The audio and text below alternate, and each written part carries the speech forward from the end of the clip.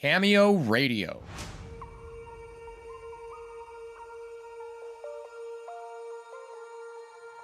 Welcome to another episode of Cameo Radio. I'm here with Danny Honeywine as usual. Hello. Hey.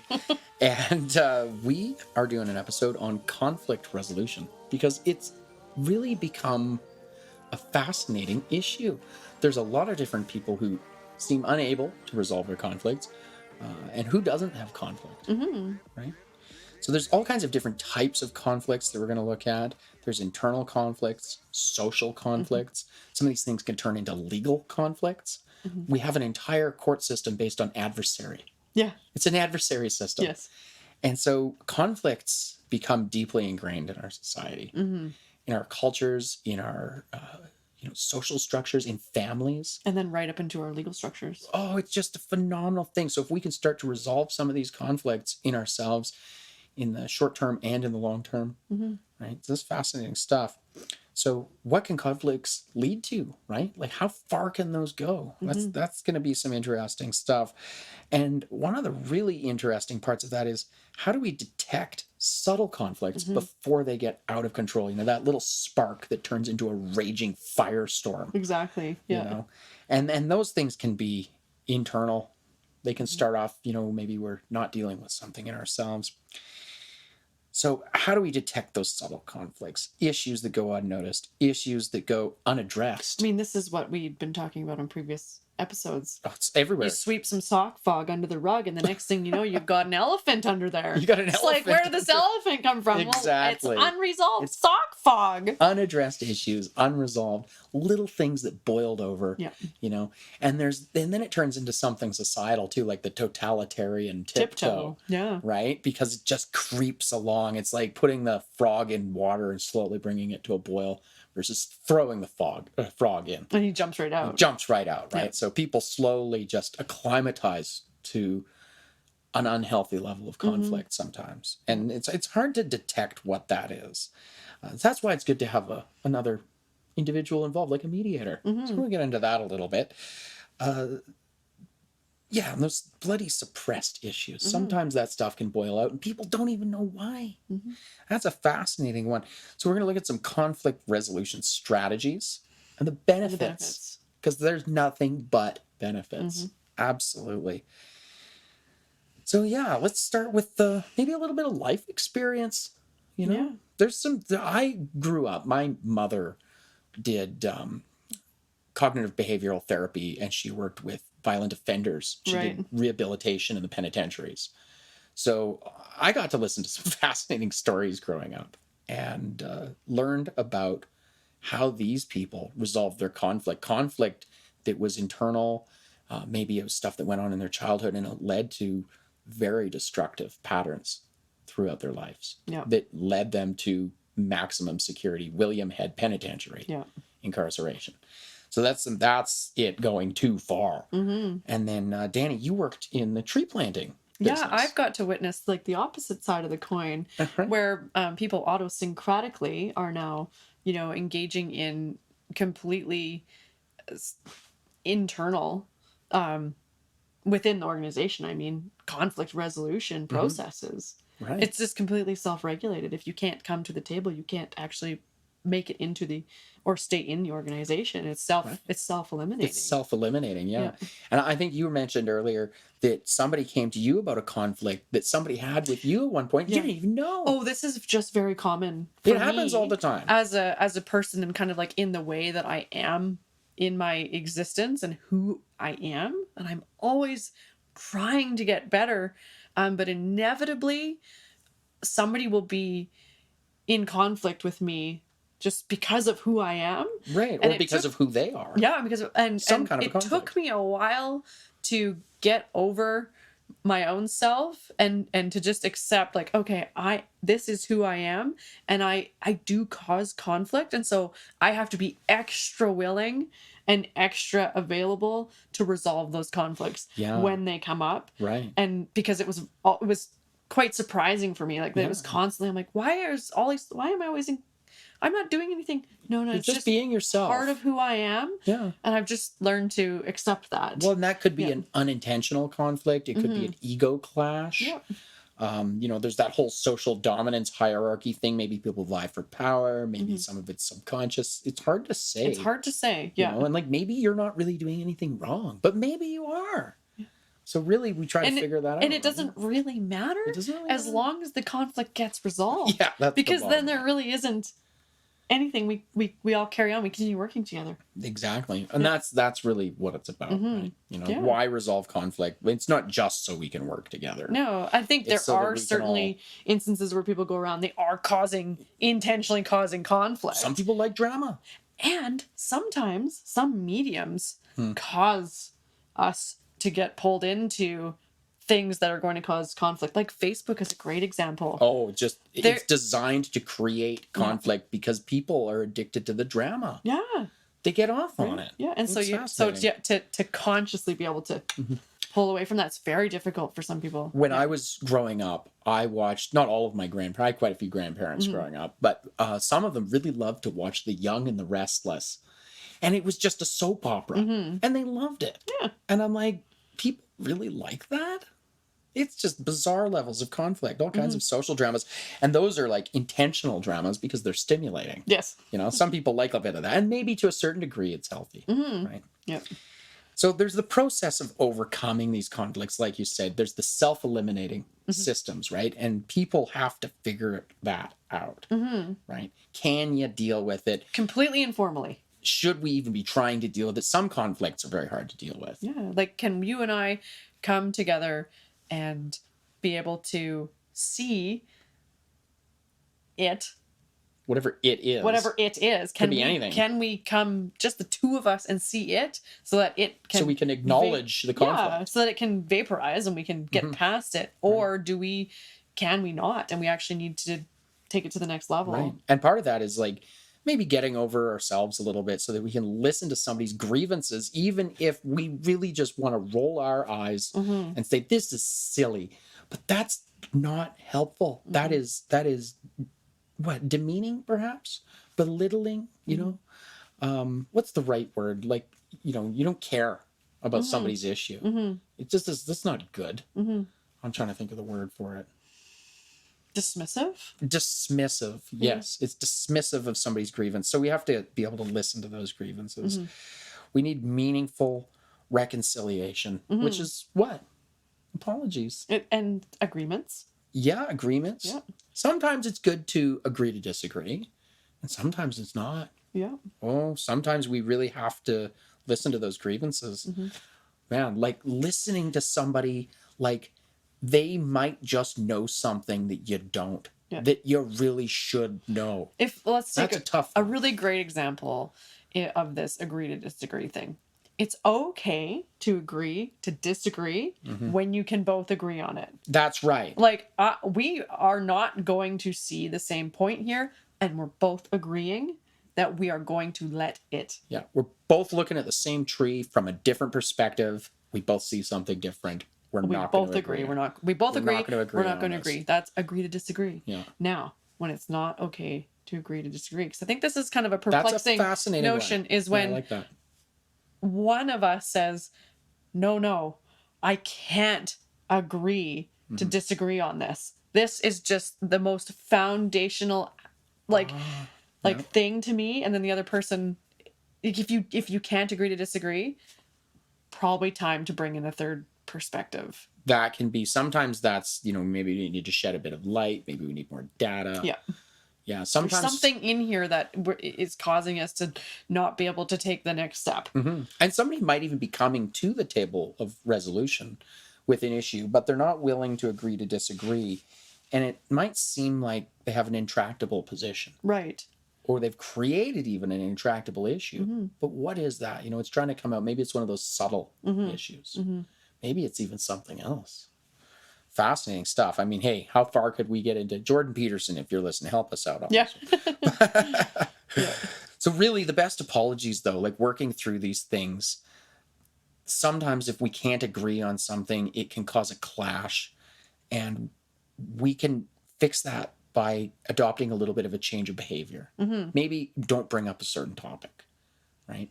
maybe people just aren't going to agree on something. Yeah, I mean, it's just a source of conflict. Yeah, I mean, I hate the idea of walking on eggshells. Me too. In our life or in our workplaces or whatever.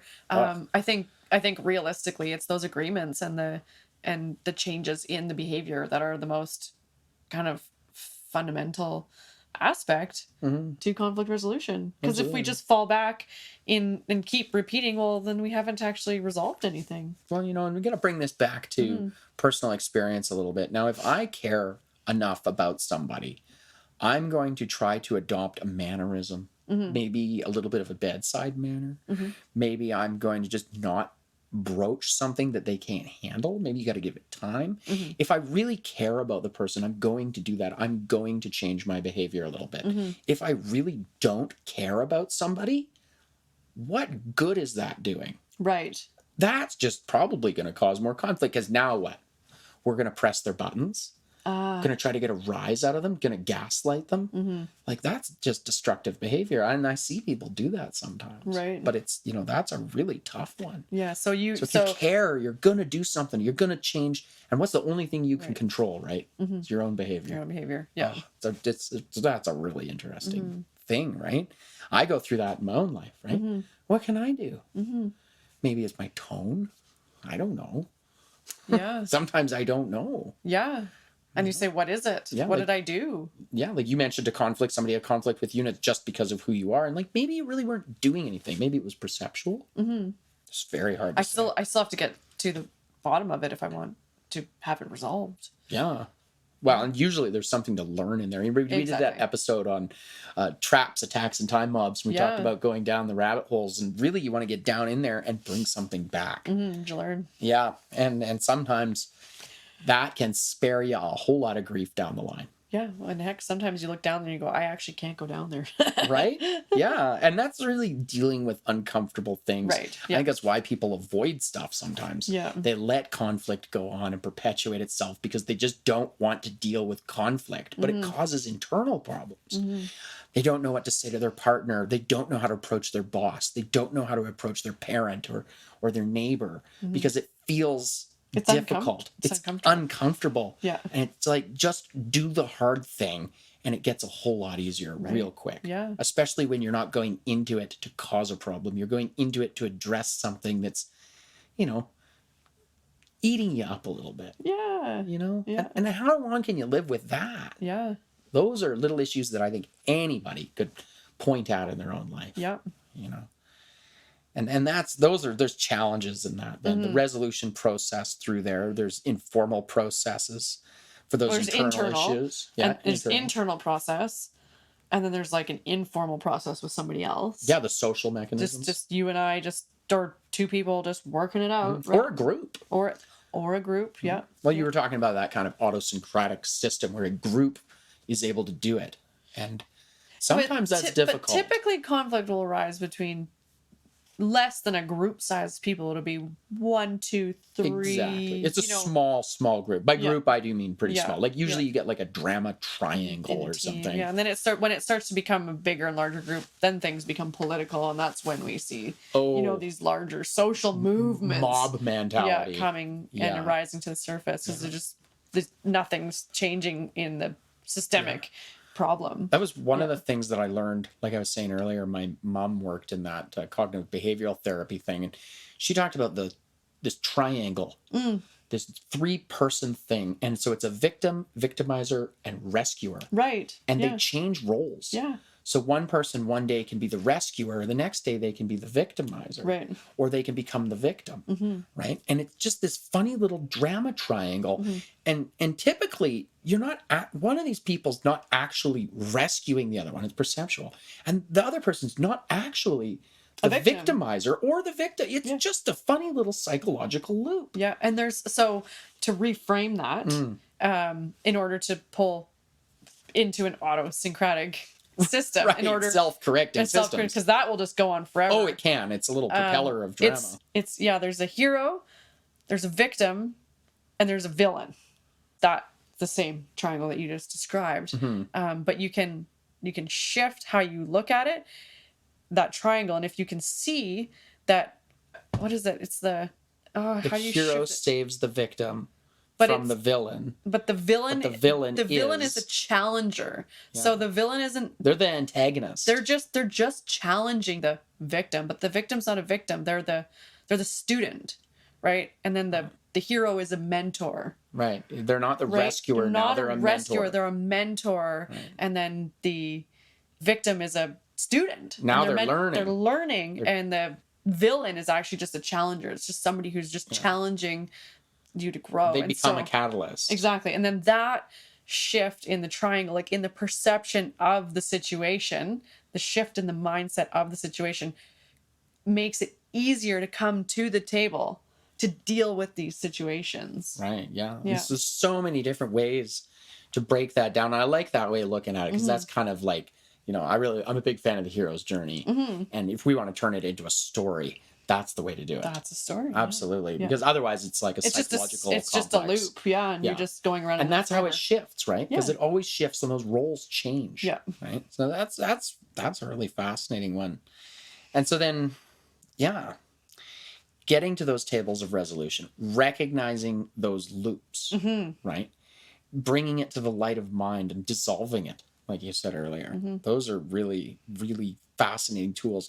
And unless we can assign something to it cognitively, it's a mystery to us. We don't know why sometimes we exhibit those behaviors. Why do I have a problem with that person? Why do they rub me the wrong way? It's like the event in the event in the park. Remember, I was like, it felt awkward. Yeah. I was just like, it just kind of felt like awkward. It was a bit awkward, yes. And there's nothing specifically I could point to cognitively, because at that point it's like, well, it's a celebration. There's awards.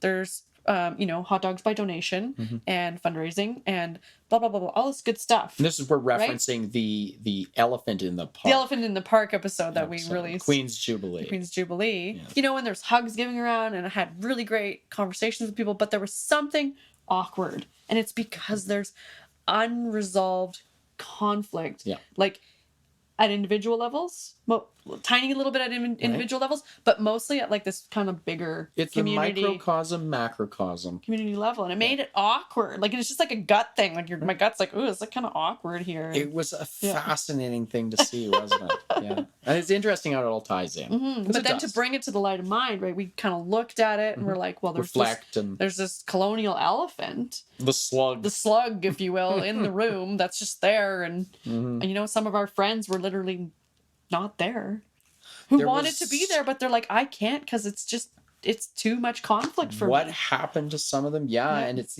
how do we get people to the table of resolution when, in that specific example, there was no willingness to address it, because, there was no platform for it. We want to wear a happy face. It's just smiles, but we're not going to address that darker issue. So it gets suppressed. Yeah. And kindness can be a insidious path to destruction. Yes. Oh my, can it ever? Yeah. Never forget the rules of wizardry. Yeah. So, but that's where we get into mediators. Yeah. Right. So mediators come in, they've got an objective perspective. They can look at a situation. They're fresh to it. We just threw that frog in the hot water and they're telling us what the temperature is like. And everybody else just thinks, well, this is normal. They've normalized it. Well, that's just maybe an unhealthy thing to do. It's nice to get an objective perspective. So when people won't come to the table or can't, or they're unwilling, a mediator can help. And a third party. Yeah. And somebody who really is impartial. Like, I've had conflicts in my life, and the last thing I want to do is drag my friends into it. And the last thing I really want to do is drag my family into it. Because then they look at me and, like, what are you doing in this situation? And they don't know the background, but they're going to be the first ones to judge you. So it's really nice to have that. And there are a lot of professional mediation services that exist, but they're getting harder and harder to find. That's why we need to build more community. And that's why conflict resolution is so important. The internal strength to say, I'm okay. Because if you can informally resolve a conflict, boom.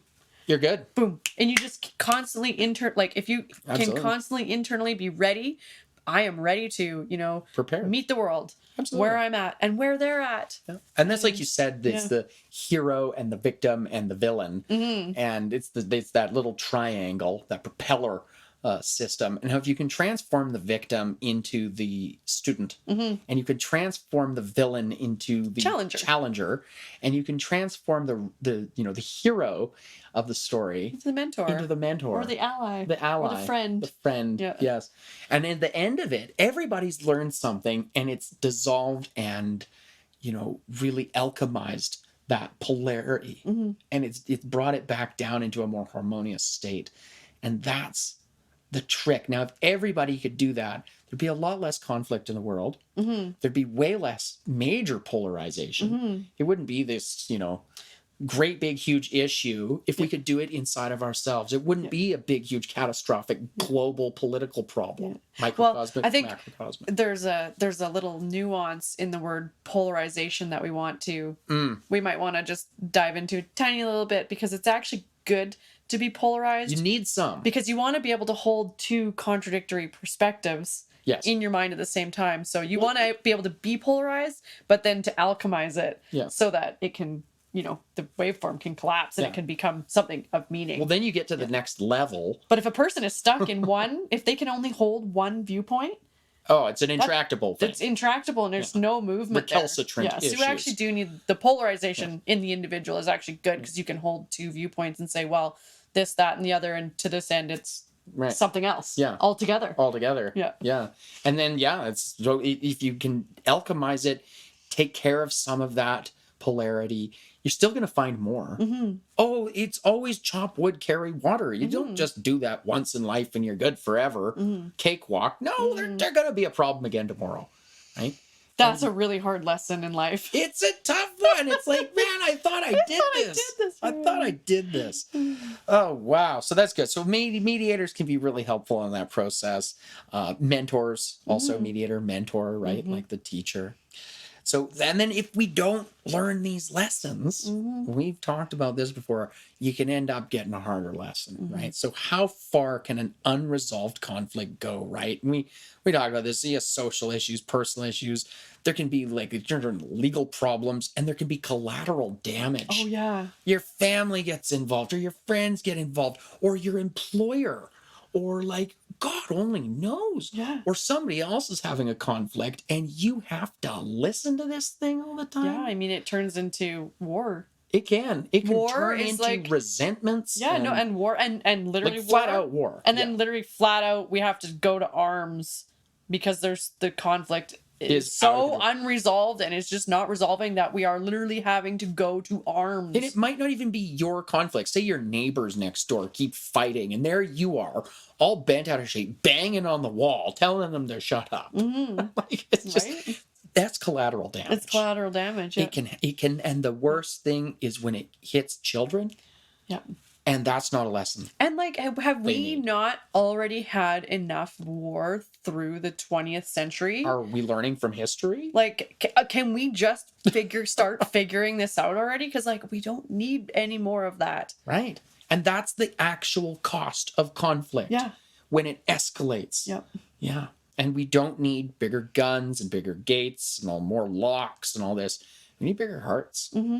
We need a bigger willingness to come together and grow and meet people at the table of resolution. I think that's one thing that I really do want to say from my experience is that currently, like we were talking about, we have an adversarial court system.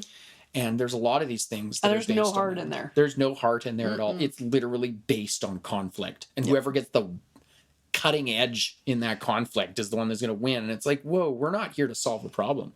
We're here to beat somebody down. That doesn't make any sense. And one of the things that's happened with this table of resolution process, which is really what it is, come to the table of resolution, because like you said, in that autosyncretic system, if they don't, it's self-eliminating. If you don't come and resolve the conflict, you're out. But in the current model, the person who will not resolve the conflict, the one that holds on to the conflict the longest, is the one that wins. Yeah, absolutely. It's just a disaster. Yeah, There's nothing good in that. On all fronts in that system, the person that won't deal wins. Right. It's absolutely brutal. So the people that learn actual healthy things out of those sorts of situations are to walk away from it. But the trouble is when you walk away from legal conflicts, you end up homeless or destitute or injured or whatever, right? So it's a very, very complex problem at that point that's built on these, this colonial slug. Yep. There's the slime trail for you. Wow. Well, we could follow that for prophets on the sidewalk begging for change. Oh, literally prophets on this. Some of the best people I met have been the ones that say, I'm just not doing that anymore. And they're homeless. That's just amazing bunch of people sometimes. We need to learn from that and grow from that. We're talking about the table of resolution. The round table. Oh, yes, the round table. King Arthur, Yes. And there's these great stories Fables. in history. Fables. Oh, and just the most beautiful things come from that. And that's the benefit of conflict resolution. There's beautiful things that can come from it. What people can gain by working together is unparalleled by what people can lose through conflict. Yes. What can we gain by working together? We can learn and grow as individuals. We can build a better tomorrow for our children. Or we can destroy each other. It turns into whack-a-mole. Somebody starts doing slightly better than another person. And they want to beat them back down instead of bettering their own life. That's a real thing. I see that too often. But that table of resolution is going to fix that. We're going to find unity rather than division. Right? That's at the table. It's all on the table for us. And it has never been more ripe for our species, our whatever we are, to grab that and take that and start doing it informally and in ourselves. Yeah. And stop beating people down who do it. Because, I mean, a lot of people didn't like Donald Trump. But Donald Trump made peace with Kim Jong-un. Yeah. That's not nothing. And people, but it's like, no one's saying that you have to like the guy. No. We're just like, trying to not have the world nuked. Thumbs up. And if thumbs up to that. Not a fan of Donald Trump either. Do we not have nuclear? Thumbs up. Thumbs up. We're not radioactive. Up. We don't have a three-eyed Simpsons fish going on. Right? Yeah, I think and we're good. That's the steps of resolving conflict and Yeah. That's when we learn to process conflict in a healthy way. We don't even have to like the person.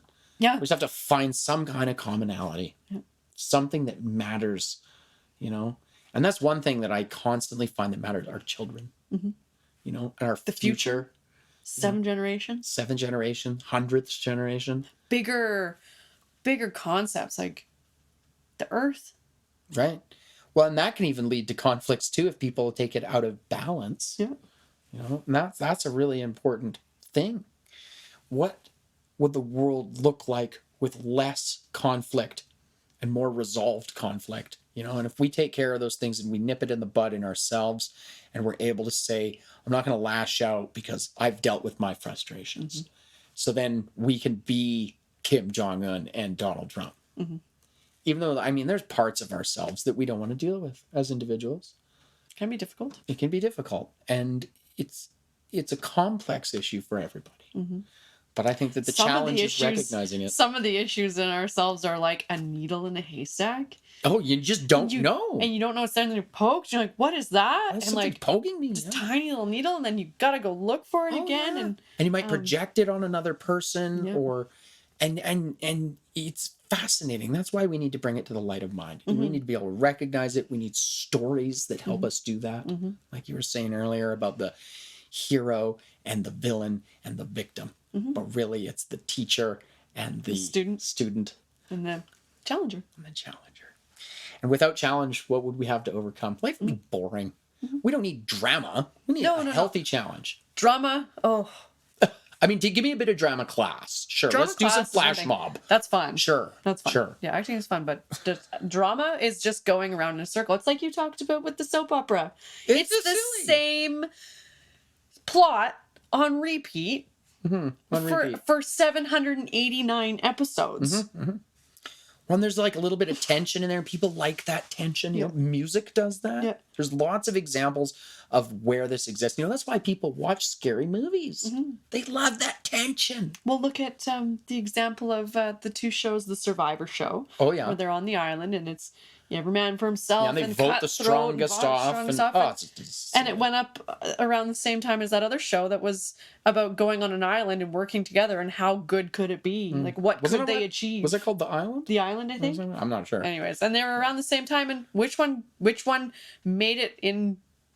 Which one didn't make it? Like, yeah, one of the shows got cut. Yeah, they cut the one that was showing how well. Well, yeah, but that was back. TV, I think, was trying back then. Yeah, and I don't even watch TV anymore. Is there still such thing? There was literally, honestly, it was just getting so stupid. I had to stop watching it. I think the last time I talked to somebody who was watching TV, they were talking about monkeypox. I don't know. Is that a thing in TV? It sounds like more conflict. Right, yeah. I'm not interested. Yeah. But, and that's the thing. You got to pick your battles. Where are you going to put your energy in life? Yeah, exactly. Do you want to put it into something positive, or do you want to put it into a delirious process of whack-a-mole and, over-stratification complexes? My neighbor's doing better than me, so I have to compete, or I have to somehow, spite them. Anyway, thanks for joining us, Stanny, here. This has been this is a fascinating topic. Yeah, I love this topic, and it's something that was very difficult for me to learn. Yeah, I was very, very conflict averse. I think most people are. It's uncomfortable. It was very uncomfortable for me. Uncomfortable. Yeah, but I think that's the thing. The more you do it, the more you get through that, the better it gets. Like, your heart opens, and you're like, oh, wow, like, there's a whole world out there to go into, and if I'm just open to it and I'm willing to resolve, I can actually go quite far. Go very far and learn more about yourself. Like, in myself. Right? Yeah, absolutely. Mm-hmm. That's really what it is. Like, the only thing that you can actually do anything about in the world is yourself. Mm-hmm. And a true apology is a change in behavior, and the willingness to change our own behavior is an act of love, really. And otherwise, what are we doing? Pressing buttons and just being a jerk. Terrible behavior. I can't stand when people do that. And what do? They end up eliminating themselves. And we've got stories about that. We got infiltrated by a clown once. We got a good podcast about that one. And a good song. Oh, I love that song. Yeah. Check out our TikTok. You're going to love it. We'll tell that story some other time. Thanks for joining us on this episode of Cameo Radio Conflict Resolution. We hope that you found it informative. And if you've got ideas about this stuff, or if you're an expert, have expertise in it, we would love to have you on the show. Well, who better to have expertise than people that have been through conflict? Because there's so many different kinds. Yeah. Thanks for joining us on Cameo Radio. Don't forget to like and subscribe and all the rest. And thanks for tuning in. And don't forget to stay tuned. Get tuned. Oh, God, yeah, that's right.